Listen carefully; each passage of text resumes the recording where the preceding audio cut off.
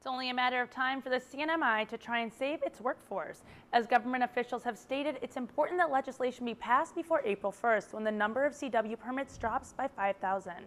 Earlier this week, a hearing in Washington, D.C. amongst U.S. senators spotlights the bill with many questions raised. In order to better understand the legislation, KSPN2 speaks further with Congressman Gregorio Sablan. A bill to incentivize the hiring of United States workers in the CNMI. Amongst other purposes, this legislation protects local U.S. workers. Congressman Gregorio Sablan says the purpose of economic development is to make better lives for all who live in the Marianas. And the goal of the NMI U.S. Workforce Act?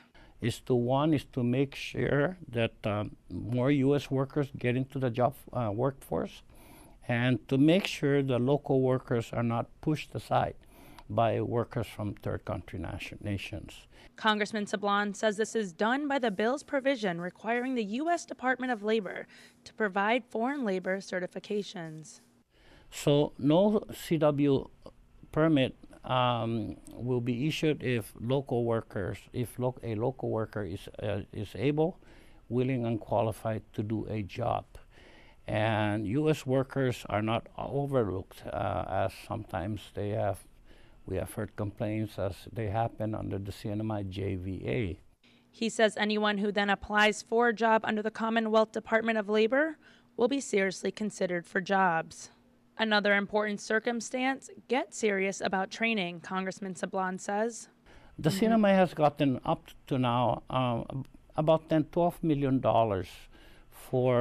from the educational fund that's paid for every CW permit. But the question remains, how many U.S. workers have been placed on a job with that money?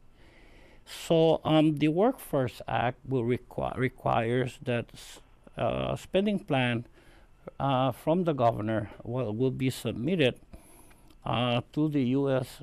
Department of Labor, and that explaining how many U.S. workers will be placed in jobs per dollar spent. For example, a certain amount of dollar, a U.S. worker would be trained and get into a job.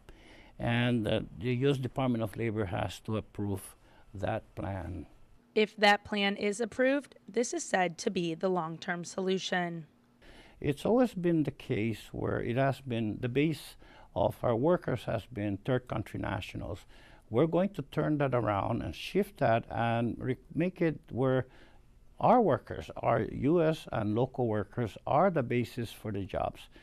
And we will get third country nationals to come in and fill in the gaps where no U.S. workers are available, so that we transition into a U.S. worker-based economy.